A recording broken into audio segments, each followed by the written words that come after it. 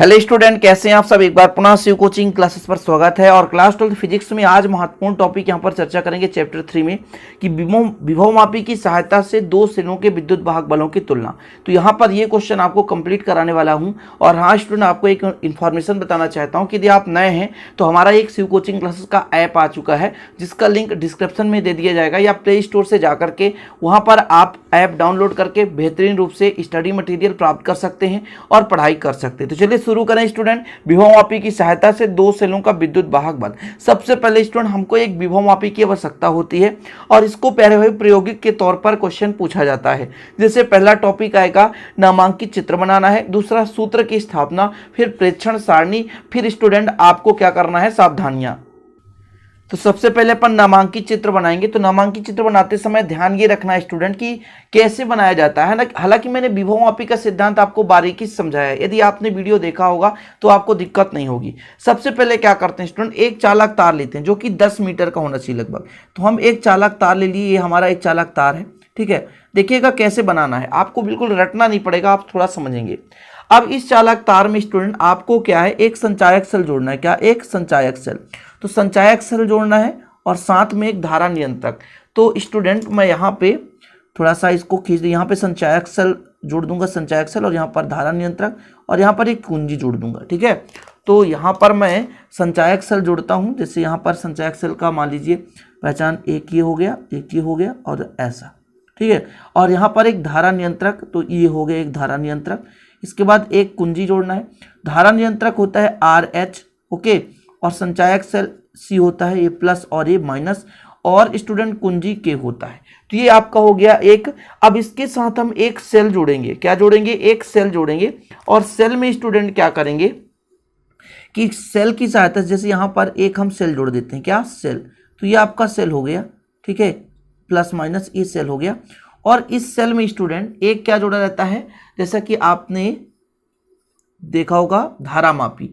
और फिर इसको जॉकी की तार से यहाँ पर फिक्स कर लेते हैं कि विक्षेप इसके ज्ञात करने के लिए जॉकी की तार लगा देते हैं। जॉकी की तार को इधर उधर खिसकाया जा सकता है, जिससे स्टूडेंट इसमें जो विक्षेप होता है शून्य हम प्राप्त कर सकते हैं।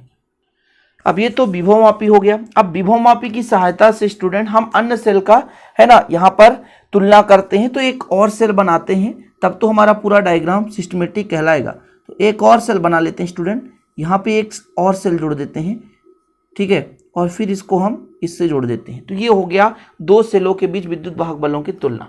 तो यहाँ पर आपका मान लीजिए इसको E1 हमने दे दिया, क्या था, E1, और इसको हमने दे दिया E2, ठीक है, ये प्लस तो ये माइनस, ठीक, ये क्लियर हो गया। डायग्राम आपका कंप्लीट हो गया। अब आपको यहाँ पर थोड़ा सा नामांकन करना है। तो इसको हम दे देते हैं A और इसको दे देते हैं B स्टूडेंट। बाकी तो कंप्लीट है। ये जॉकी है तो जॉकी को J कर देते हैं। और आपका कंप्लीट है। धारा की दिशा यहाँ से रहेगी, यहाँ से स्टूडेंट ऐसा धारा की दिशा ये इधर रहेगी, प्लस से ऐसी धारा की दिशा रहेगी। और यहाँ पर आपका कंप्लीट।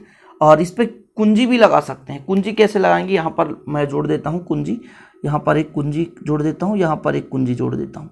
मतलब एक कुंजी हमारा ये K1 है ना, और ये कुंजी K2 है। क्योंकि हम एक साथ तो दोनों पे धारा प्रवाहित करेंगे नहीं, पहले इस सेल के माध्यम से, फिर इस सेल के माध्यम से, और दो सेल का विद्युत वाहक बल हमको प्राप्त करना है।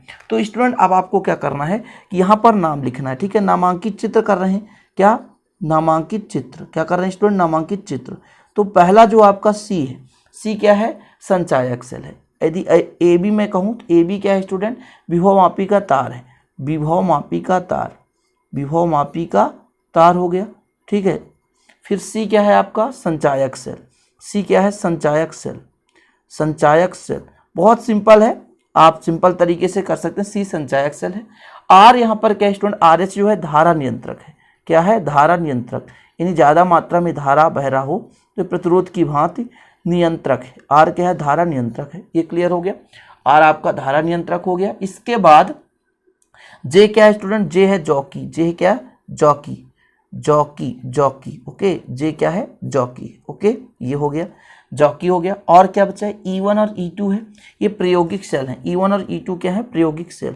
E1 व E2 क्या है स्टूडेंट, प्रायोगिक सेल, प्रायोगिक सेल है, ठीक है। और कोई दिक्कत।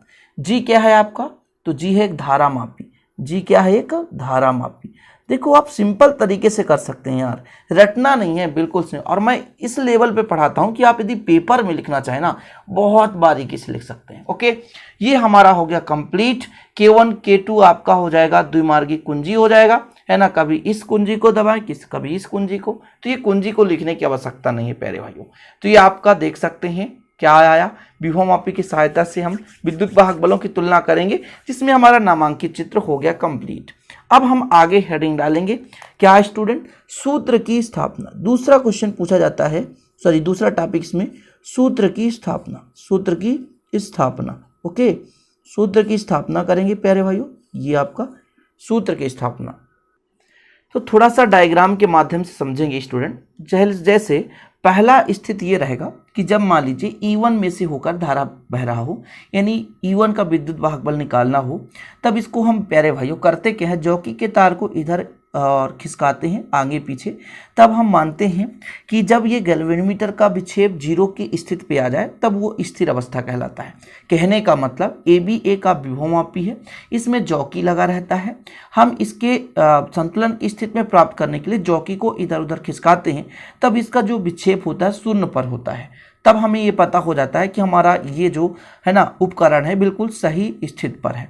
तो अपन सबसे पहले E1 के लिए बात करेंगे कि यदि हम E1 के विद्युत वाहक बल में संतुलन बिंदु प्राप्त करने के लिए स्टूडेंट, यदि हम बात करें कि यहाँ से दूरी, तो इसको दूरी A से J तक की, अब J यहाँ भी हो सकता है यहाँ भी हो सकता है, तो संतुलन बिंदु मतलब उस संतुलन बिंदु किसे कहेंगे, उस बिंदु पर जहाँ पर विक्षेप शून्य होगा।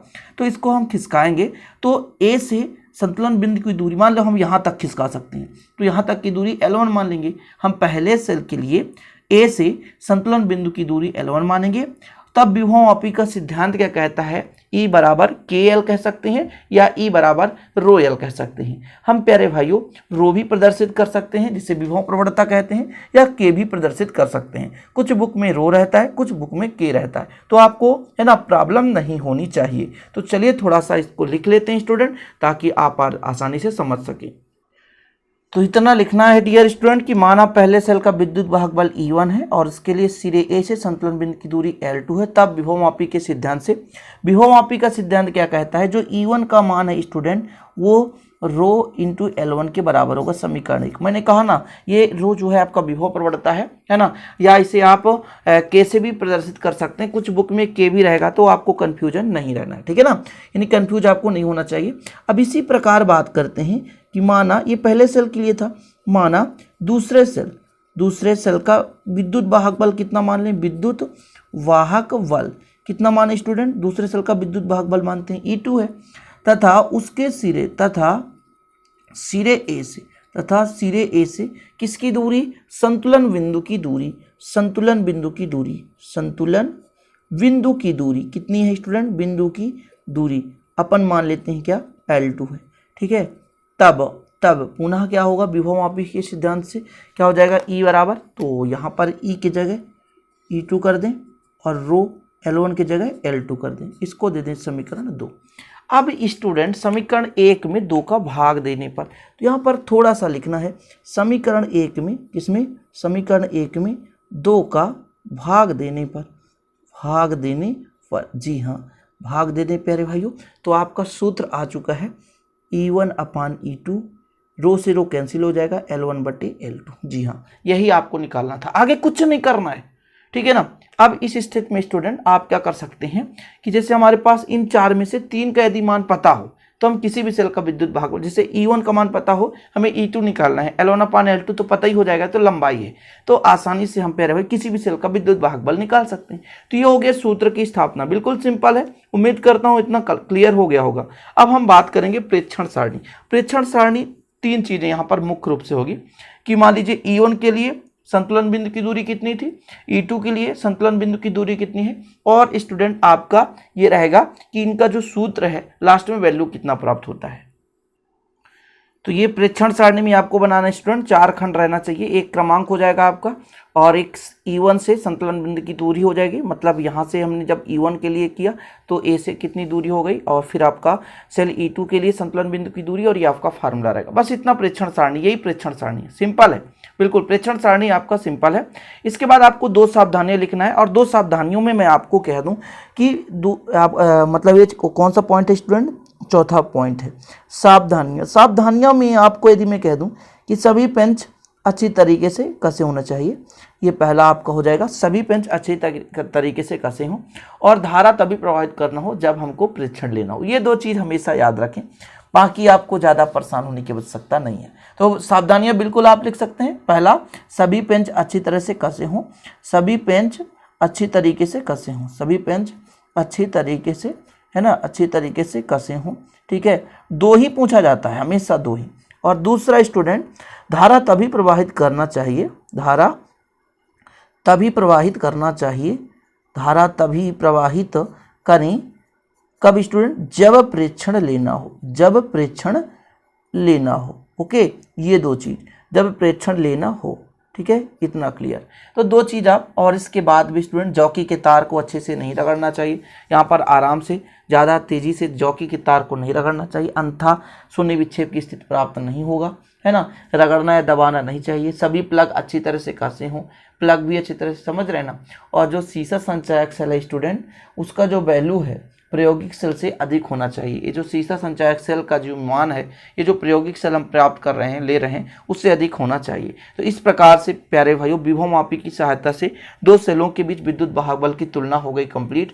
आगामी समय में हम आपके लिए एक और इसका क्वेश्चन लाएंगे, विभवमापी से ही, है ना, आंतरिक प्रतिरोध ज्ञात करने के लिए फार्मूला। तो उम्मीद करता हूँ आज का ये वीडियो कंप्लीट हुआ और आपको पसंद भी आया होगा। पसंद आए तो प्लीज़ लाइक करें, दोस्तों के साथ शेयर करें और प्यारे भाइयों सी कोचिंग क्लासेस ऐप को डाउनलोड करें। और हाँ, नोट्स लेना है तो 9685299149 पर कांटेक्ट कर सकते हैं, 9685299149 पर कांटेक्ट करें। मिलते हैं अगली वीडियो के साथ, तब तक के लिए जय हिंद, वंदे मातरम।